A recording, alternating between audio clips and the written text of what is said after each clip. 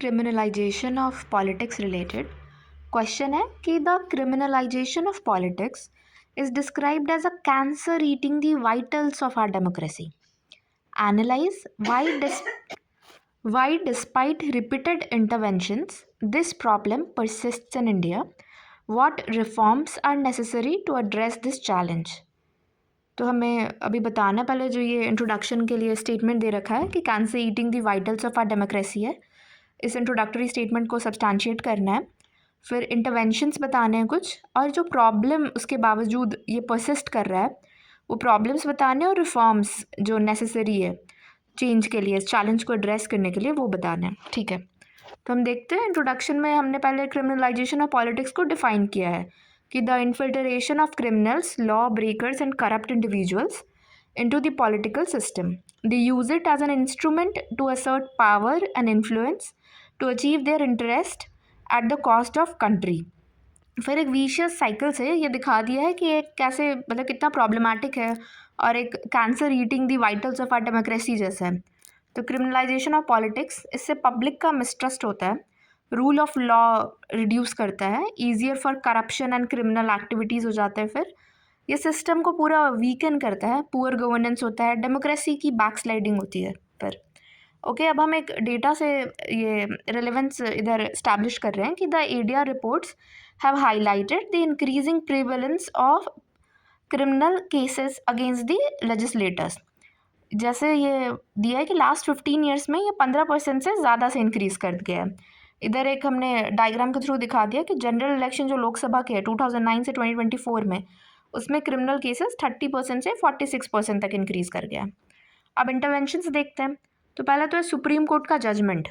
जैसे lily Thomas case में 84 जो सेक्शन था ये आरपी एक्ट का, उसको स्ट्रक डाउन कर दिया, जिसमें 3 मंथ पीरियड ऑफ अपील में ऑफिस में रह सकते थे जो क्रिमिनल केसेस जिन पर चल रहे हैं वो MPMLs, तो उसको स्ट्रक डाउन कर दिया. फिर सेकंड है कि मैंडेटरी डिस्क्लोजर अपने बैकग्राउंड के बारे में करें. ये एडिया versus Union of India case में अपहेल्ड किया गया है. मतलब राइट टू नो, ये भी एक फंडामेंटल राइट है आर्टिकल 19(1) के अंडर. फिर सेकंड है कि रोल ऑफ ECI, तो मैंडेटरी एफिडेविट्स का सबमिशन करना. फिर इलेक्टोरल माल प्रैक्टिसेस, जैसे बेटर इलेक्टोरल रिफॉर्म्स लाके फाइनेंस में, जैसे इलेक्टोरल बॉन्ड को स्ट्रक डाउन होना और स्पेंडिंग लिमिटेशंस लाना, ये इलेक्टोरल माल प्रैक्टिसेस कर्ब करने के लिए. और फिर मॉडल कोड ऑफ कंडक्ट जो है MCC, इसका इम्प्लीमेंटेशन स्ट्रिक्ट वे में होना. Okay, third is digital technology rule. C vigil app है जो सिटीजन्स राइट को हाईलाइट करता है, और KYC है, नो योर कैंडिडेट. फिर लेजिस्लेटिव एक्शन है, कॉन्स्टिट्यूशनल प्रोविजंस है कुछ कि appointment of ministers, article 75, 165, 239 AA. फिर आर्टिकल 84 और 173 ये प्रॉपर एलिजिबिलिटी के लिए है, क्वालिफिकेशन, एज, सिटीजनशिप क्या रहेगा. फिर आर्टिकल 102 और 191 है डिसक्वालिफिकेशन MP और MLA रिस्पेक्टिवली उनके लिए. फिर RPA जो ये 1950 का एक्ट है डिसक्वालीफाई करने के लिए, इसमें ट्रिगर पॉइंट कन्विक्शन लेते हैं. सेक्शन 8(1) है कि अगर 3 साल से ज़्यादा कन्विक्शन है तो डिसक्वालीफाई कर दो. 8(2) में कुछ स्पेसिफिक ऑफेंसेस जैसे करप्शन, मनी लॉन्ड्रिंग, ये सब. 8(3) में है अगर मोर देन 2 ईयर्स जेल में है तो हम उसे ये डिसक्वालीफाई कर सकते हैं. फिर लोकपाल एंड लोकायुक्त एक्ट है, ये करप्शन में अगर इन्वॉल्व पाए जाते हैं तो प्रोसिक्यूशन स्टार्ट करने के लिए कहा जाता है इसमें. अब देखते हैं हम रीजंस फॉर परसिस्टेंस और रिफॉर्म्स क्या है. तो 4 पॉइंट्स डाले इसमें. पहला तो है कि लीगल डेफिनेशन, लूप होल्स और जुडिशियल पेंडेंसी है. तो इसमें रिफॉर्म्स क्या हो सकते हैं, तो फास्ट ट्रैक कोर्ट्स लाए, स्ट्रिक्ट लॉज आए. एग्जाम्पल जो 130th कॉन्स्टिट्यूशनल अमेंडमेंट बिल है वो एक स्ट्रिक्ट लॉ है. सेकेंड इज 2M फैक्टर जो है ना, विनेबिलिटी फैक्टर, मसल और मनी पावर, ये 15% विनेबिलिटी बढ़ा देते हैं. ये भी ADR का डेटा था. और वोहरा कमेटी में पॉलिटिकल माफिया नेक्सस के बारे में दिया गया है, तो इसके लिए रिफॉर्म हो सकता है. स्टेट फंडिंग, ये भी दिनेश गोस्वामी और इंद्रजीत कमिटीज़ में रिकमेंड किया गया है.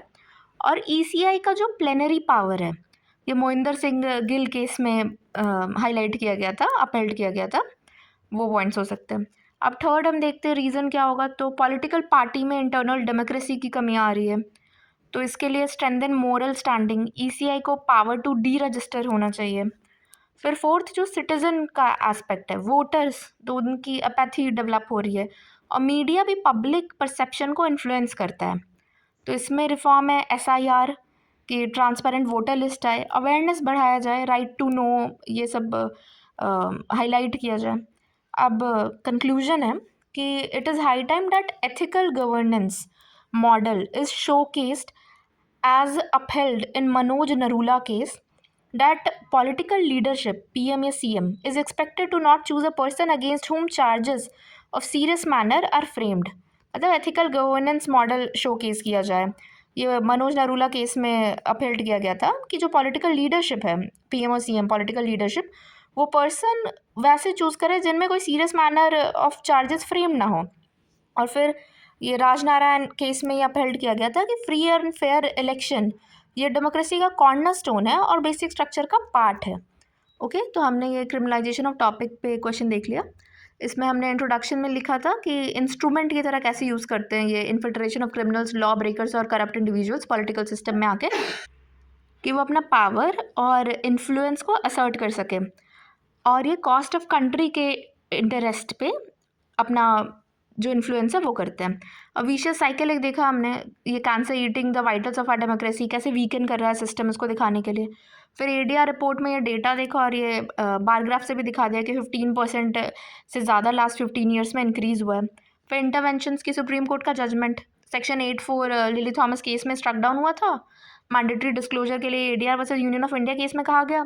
ECI का रोल, एफिडेविट सबमिट करे, माल प्रैक्टिसेस जो है उसको कर्ब करे, MCC का स्ट्रिक्ट इम्प्लीमेंटेशन हो, डिजिटल और टेक्नोलॉजी का रोल कि C vigil app, KYC, know your candidate, ये सब आए, अवेयरनेस वोटर्स में बढ़ेगी इससे। लेजिस्लेटिव एक्शन, कॉन्स्टिट्यूशनल प्रोविजंस क्या है, RPA एक्ट जो है उसमें डिस्क्वालिफिकेशन के प्रोविजन सेक्शंस क्या है, लोकपाल और लोकायुक्त एक्ट भी है। अब हमने रीजंस फॉर परसिस्टेंस और रिफॉर्म्स देखे, तो लीगल साइड में क्या है, फिर जो इलेक्टोरल प्रोसेस है उसमें कैसे ये मसल और मनी का पावर है, पॉलिटिकल पार्टी में क्या प्रॉब्लम है, और वोटर्स, ये हमने स्टेक होल्डर्स देख लिए चारों, कि उसके हम रीजंस के पॉइंट हमने ब्रेनस्टॉर्म कर लिया, और फिर रिफॉर्म्स भी कि लीगल साइड पे क्या फास्ट ट्रैक कोर्ट आए, स्ट्रिक्टर लॉज आए, फिर इलेक्टोरल प्रोसेस में स्टेट फंडिंग हो, ECI को प्लेनरी पावर दिए जो हैं उस पर फोकस जाए, पॉलिटिकल पार्टी में मोरल स्टैंडिंग स्ट्रेंथन हो, और पॉलिटिकल पार्टी को डी रजिस्टर करने का पावर ECI के पास हो, और वोटर्स में कि ट्रांसपेरेंट वोटर लिस्ट आए, ये स्पेशल इंटेंसिव रिविजन जैसे इनिशिएटिव्स के थ्रू अवेयरनेस बढ़ाया जाए, know your right to know जो है अपने कैंडिडेट्स को जानना, ये एक फंडामेंटल राइट के अंडर है। फिर हमने कंक्लूजन में जो ये मनोज नरूला केस में एथिकल गवर्नेंस मॉडल की इम्पोर्टेंस बताई, और राजनारायण केस में free and fair election basic structure doctrine का पार्ट है, उसको हमने मेंशन करा। ओके, ये खत्म हो गया।